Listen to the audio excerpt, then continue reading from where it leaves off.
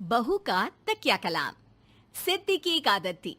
उसे इंग्लिश के शब्दों को अपनी हर बात के बीच में बोलने का बड़ा शौक था, खास तौर से स्टॉप। स्टॉप मम्मी जी, ये क्या कर रही हैं? बिल्कुल स्टॉप हो जाइए। कितनी बार कहा है कि किचन में कुछ भी सामान इधर उधर करने से पहले पूछ लीजिए। अरे क्या स्टॉप स्टॉप करती रहती है। तेरा बस चले तो पूरी दुनिया स्टॉप करा दे। और हाँ, सामान इधर उधर नहीं, मैं बस ये देख रही थी कि चीनी कहाँ है। चाय पीने की तलब थी। स्टॉप मम्मी जी, अब ये मत बोलिए कि आपको ये भी नहीं पता कि किचन में चीनी कहाँ होती है। सास को सिद्धि की बात बिना सर पैर की लगती है। वो उससे बहस नहीं करना चाहती, सो वहां से निकल जाती है। सिद्धि कमरे में। स्टॉप, मैं कहती हूँ बिल्कुल स्टॉप। मैंने कहा बिल्कुल स्टॉप। नहीं करता स्टॉप बिल्कुल। अरे यार, बिजली की वायर जोड़ रहा था, तुमने स्टॉप होने के लिए बोला और ये देखो क्या हुआ, करंट लग गया। अब करंट लगने पर चिल्ला रहा हूं तो भी स्टॉप। अरे चाहती क्या हो तुम? स्टॉप, मैं क्या चाहती हूँ? अरे अब कैसे स्टॉप हो जाऊं? मेरा मतलब है स्टॉप स्टॉप। सिद्धि फिर चली जाती है सब्जी वाले के पास। भैया, वो बैंगन किलो और आलू 5 किलो। Stop stop. काफी देर होने के बाद भी सिद्धि को उसका सामान नहीं मिलता। क्या है भैया, कब से बोल रही हूँ आलू 5 किलो, बैंगन 2 किलो, फिर दे क्यों नहीं दे रहे हो? भैया स्टॉप। बहन जी, मैं तो 2 मिनट में तोल दूं, लेकिन आप ही तो बोल रही हैं स्टॉप। अब इतनी तो अंग्रेजी हम भी जानते हैं ना कि स्टॉप का मतलब होता है कि रुक जाओ, तो रुक गए भाई। अरे यार, क्या लोग हैं। स्टॉप। अरे तोलो तोलो चलो। किसी तरह सामान लेकर सिद्धि घर आती है, जहां वो देखती है कि ढेर सारे मेहमान बैठे होते हैं। सिद्धि आते ही जोर से चिल्लाती है, स्टॉप! आप यहाँ सब कैसे? अरे अब कैसे स्टॉप हो जावे बहू, जितना आना था आ गए हम।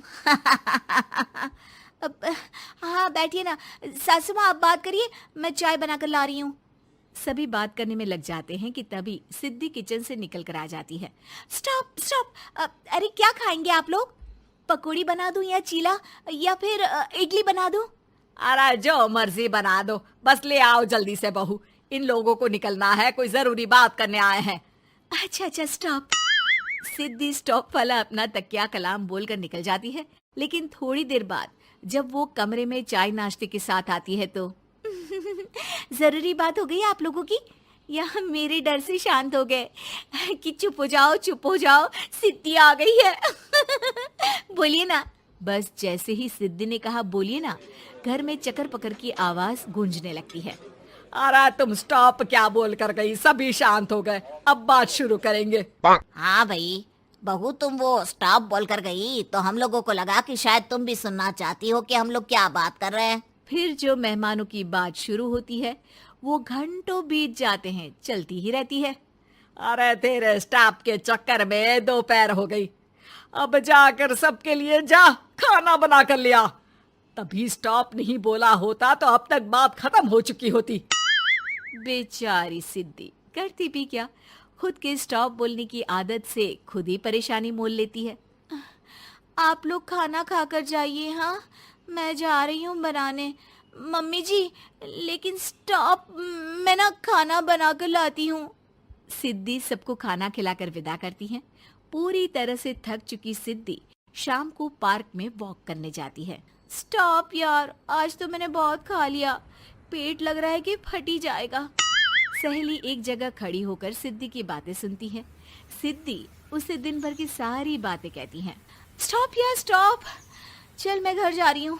सोचा था थोड़ा वॉक कर लूंगी, पेट हल्का हो जाएगा। सारा दिन काम कर कर के थक भी गई थी, लेकिन यार तेरे कारण बस खड़ी ही रह गई। वैसे तो पार्क करने क्या आई थी? और यार बड़ी अजीब लड़की है, मैंने कितनी बार बोला कि मैं वॉक पर आई थी, लेकिन तू स्टॉप स्टॉप बोलकर रोक लेती थी मुझे। यार प्लीज अब तू जा, मैं वॉक करके ही घर जाऊंगी। ओ यार, वो स्टॉप तो मेरा तकिया कलाम है। घर के सभी लोग सिद्धि के स्टॉप से परेशान थे। वे कभी उसके बोलने पर स्टॉप हो जाते तो मुसीबत आ जाती, कभी नहीं होते तो भी मुसीबत आ जाती। अरे मैं तो इस बहू के तकिया कलाम से परेशान हो गई हूँ। अरे कोई तो उसकी ये आदत हटाए। देखो माँ, ये जो आदत होती है ना, जब तक खुद की जान पर न बन जाए आदत छूटती नहीं। अरे उसकी जान पर बनाए उससे हमें क्या, हम लोगों के लिए तो ये परेशानी का कारण बनती ही जा रही है। उधर सिद्धि खुद सोचती है, अरे यार, पहले बाजार से देर, फिर दिन का सारा खाना, और फिर पार्क में मैं टहल भी नहीं पाई। क्या करूं? इस तकिया कलाम के कारण मैं खुद ही परेशानी झेल लेती हूँ। एक काम करती हूँ, आज से सोच समझ कर बोला करूंगी। बहू स्कूटी उठाती है और निकल जाती है, लेकिन जैसे ही वो बीच चौक पर पहुंचती है, स्कूटी फिसल जाती है और वो नीचे गिर जाती है। हाय रे, कोई तो बचाओ, किसने टक्कर मार दी मुझे? कितना दर्द हो रहा है, कोई तो डॉक्टर के पास लेकर चलो। स्टॉप। बस जैसे ही बहू स्टॉप बोलती है, सारे वहीं रुक जाते हैं। बड़ी घमंडी औरत है, एक तो हम बचा रहे हैं, ऊपर से देखो स्टॉप बोल रही है। स्टॉप? कोई नहीं है क्या इस पूरे शहर में? बहू अपने तकिया कलाम की रट लगा कर रखती है।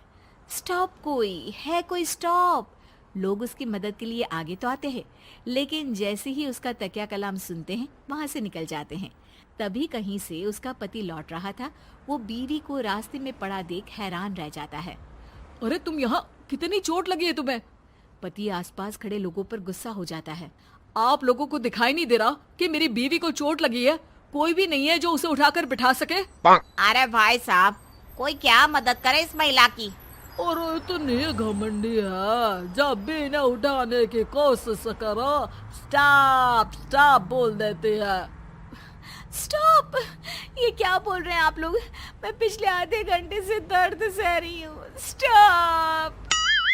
पति समझ जाता है कि मामला क्या है। वो सर पर हाथ रख लेता है, लेकिन जल्दी ही बीवी को डॉक्टर के पास ले जाता है। ओह, इन्हें तो बहुत ज्यादा चोट लगी है। आप लोगों ने इन्हें लाने में कुछ ज्यादा ही देर कर दी है। रुकिए, मैं चेक करता हूँ। डॉक्टर जैसे ही बहू के पास पहुँचता है।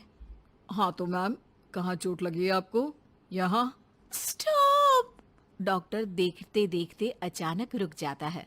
अब भी स्टॉप? अरे नहीं नहीं डॉक्टर साहब, अब तो सपने में भी स्टॉप नहीं बोलूंगी।